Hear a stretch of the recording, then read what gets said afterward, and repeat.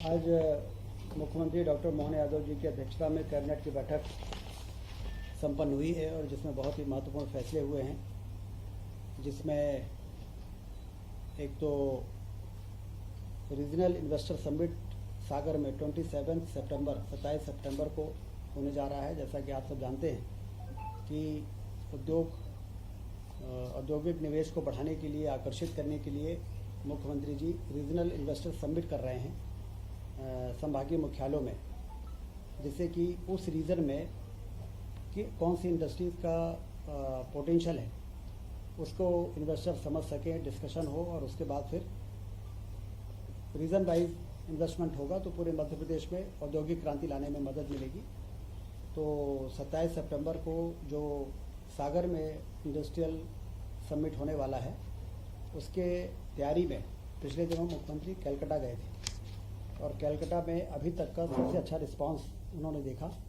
हम सब जानते हैं कि उद्योग के मामले में हमारे देश में कलकत्ता एक ऐसा स्थान है जहां पर शुरू से ही जूट से लेके और तमाम तरह की इंडस्ट्रीज़ की शुरुआत हुई थी। तो वहाँ के लोगों ने बड़ी रुचि दिखाई है मध्य प्रदेश में आने की।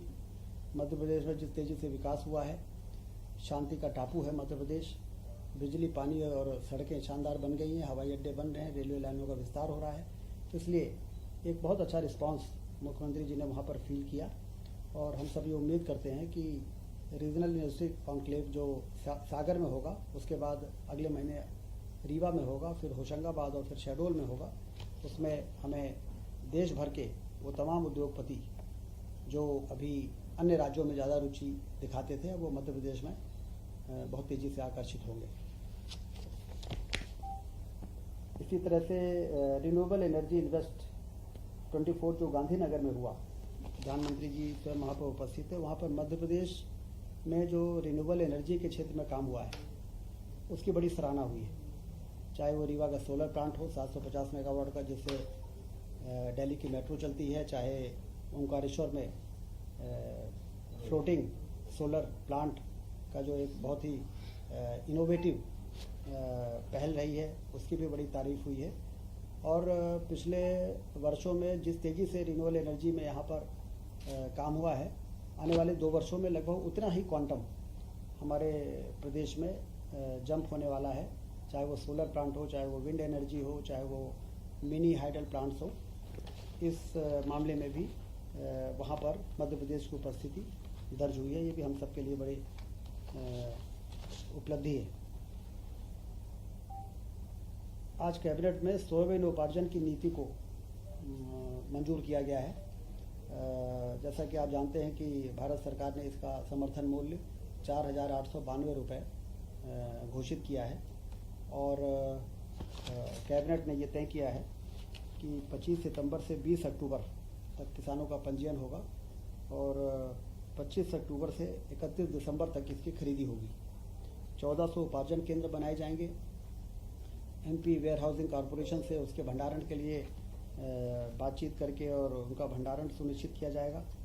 मार्कफेड के द्वारा इसका उपार्जन होगा और पहली बार मध्य प्रदेश में सोयाबीन का उपार्जन भारत सरकार ने स्वीकृति दे दी है। लगभग 13.68 मैट्रिक टन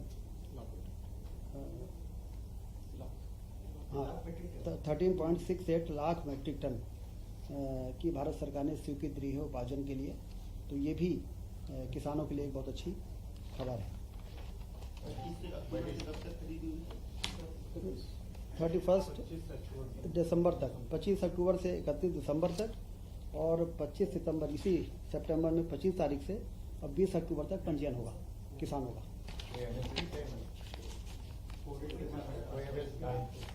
MSP 4,892। आज जो मार्केट रेट है लगभग 4,200 से लेकर 4,500 के बीच में है, 4400, 4,892, मतलब किसानों के लिए बहुत ही अच्छा अवसर रहेगा। विधायकों का विश्राम गृह आप सब जानते हैं कि काफ़ी पुराना 1958 में जो बन के तैयार हुआ था, वो पर्याप्त नहीं है। जिस तरह से लोग विधायकों के पास आते हैं, 1 BHK के वो कमरे, 2-2 कमरे अलॉट होते हैं और उसको लेके विधायक काफ़ी असुविधा महसूस करते थे। तो आज कैबिनेट ने 159.13 करोड़ की स्वीकृति दी है। हमारे विधानसभा अध्यक्ष जी ने भी इस बात को शासन के सामने रखा था कि विधायकों के लिए नए आवास बनाए जाएं। तो 2 ब्लॉक को हम नवीन वो जो पारिवारिक खंड हैं उनको हटाएंगे और वहाँ पर फ्लैट्स बनाएंगे।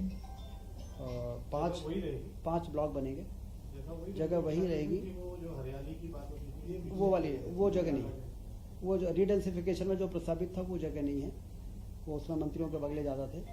ये है पुराने पारिवारिक खंड क्रमांक 1 एवं शॉपिंग सेंटर के स्थान पर 102 आवास रहेंगे, 5 ब्लॉक बनेंगे, 2615 वर्ग फीट उसका स्क्वायर एरिया होगा और संपूर्ण परियोजना की राशि होगी 159.13 करोड़।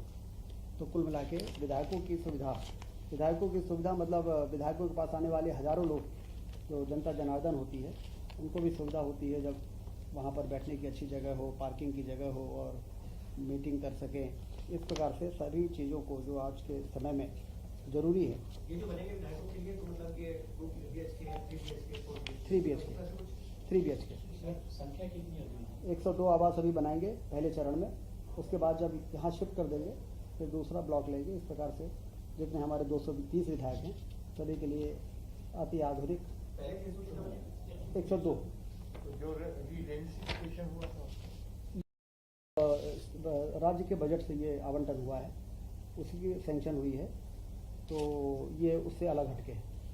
उसे हाउसिंग बोर्ड बनाएगा, ये PWD, इसको PWD बनाएगा। नीमच जिले में एक महत्वपूर्ण सड़क 4 लेन की स्वीकृति कैबिनेट ने दी है। नीमच में एक बाईपास बन के तैयार था, वो 4 लेन था, लेकिन अंदर का मार्ग जो था नीमच शहर तक का 16 किलोमीटर का वो 2 लेन था और शहर का आवागमन के कारण और बढ़ते हुए वाहनों के कारण इसको 4 लेन बनाने का निर्णय हुआ है और इसमें 133 करोड़ रुपए मध्य प्रदेश सड़क विकास निगम द्वारा जो प्रस्ताव दिया गया है उसकी मंजूरी आज कैबिनेट ने दी है। वो उस इलाके के लिए महत्वपूर्ण इंफ्रास्ट्रक्चर साबित होगा।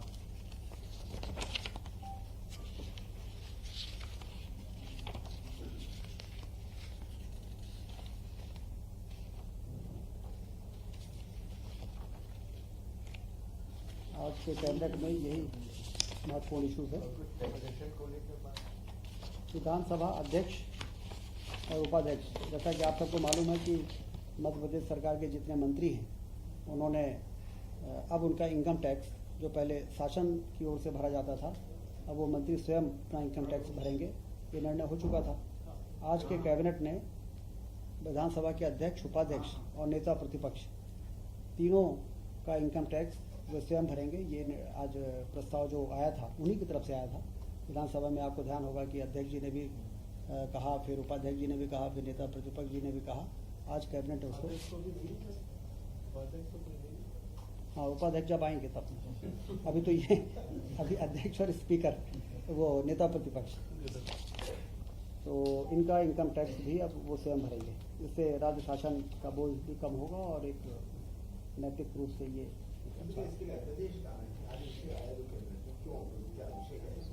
अधिनियम में संशोधन करना प्रस्तावित रहेगा। हाँ, अधिनियम जो है उसमें आज कैबिनेट ने मंजूरी दे दी है। अब जब हाउस होगा तो उसमें अध्यादेश में जो जरूरी संशोधन वो हो जाएगा। बता सकते हैं कितनी बचत होगी? अब ये तो कैलकुलेट करके ही जानकारी कैबिनेट के अलावा आपके पास से बात की बात कर सकते हैं। हाँ, तो हाँ? उज्जैन में जिले की कान नदी पर कान डायवर्जन क्लोज डक्ट परियोजना की भी रिवाइज्ड सैंक्शन आज कैबिनेट ने दिया है, पुनरीक्षित प्रशासकीय स्वीकृति। मूल रूप से यह योजना पहले 479 करोड़ की थी, तो अब बढ़ के 919 करोड़ हो रही है। इस योजना में एक महत्वपूर्ण काम निर्णय मतलब पक्ष ये है कि क्षिप्रा नदी जो सिंघस जहाँ होता है और जहाँ पर देश और दुनिया के लोग आते हैं, वो क्षिप्रा नदी में कान नदी का पानी मिलने से ये सभी के मन में था कि उसका प्रदूषण होता है।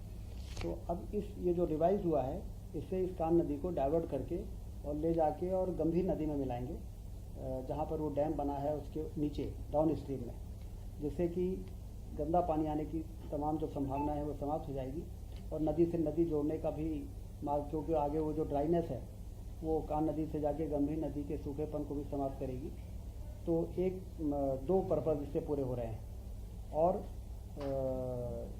क्षिप्रा को निर्मल रखने में भी मदद मिलेगी। तो इसलिए आज कैबिनेट ने महत्वपूर्ण फैसला करते हुए इसकी लागत को जो 919 करोड़ रुपए हो रही है उसको मंजूरी देने का काम सर, आपने शुरुआत में रीजनल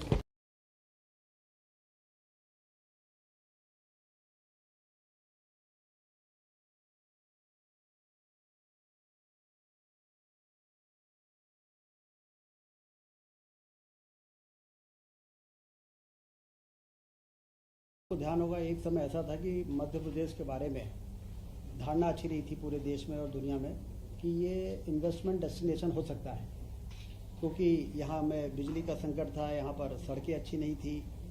मध्य प्रदेश की ब्रांडिंग आखिर किस आधार पर पूरे देश में की जा सकती थी? पहले बीमारू राज्य था और इसलिए उस समय तेज़ी से इंफ्रास्ट्रक्चर का डेवलपमेंट हुआ और मुंबई से लेकर महानगरों में और देश और विदेशों में भी जाके बताया गया कि मध्य प्रदेश में बहुत पोटेंशियल है, यहाँ इरिगेशन है, यहाँ पर पावर सरप्लस स्टेट है और उससे लोगों को बुला के एक वातावरण तैयार करने में पहले के इन्वेस्टर समिट ने भी अपनी बड़ी महत्वपूर्ण भूमिका निभाई थी।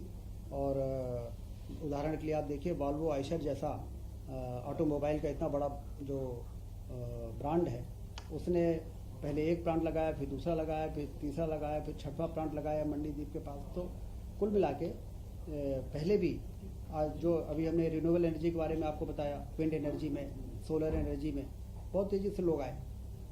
लेकिन आप जो डॉक्टर मोहन यादव जी के नेतृत्व में जो हो रहा है कि अब हम नीचे घुस रहे हैं, क्योंकि अब हमारा इंफ्रास्ट्रक्चर, हमारा रेलवे लाइन, हमारा एयरपोर्ट जिस तरीके से विकसित हो रहा है, तो अब लोगों को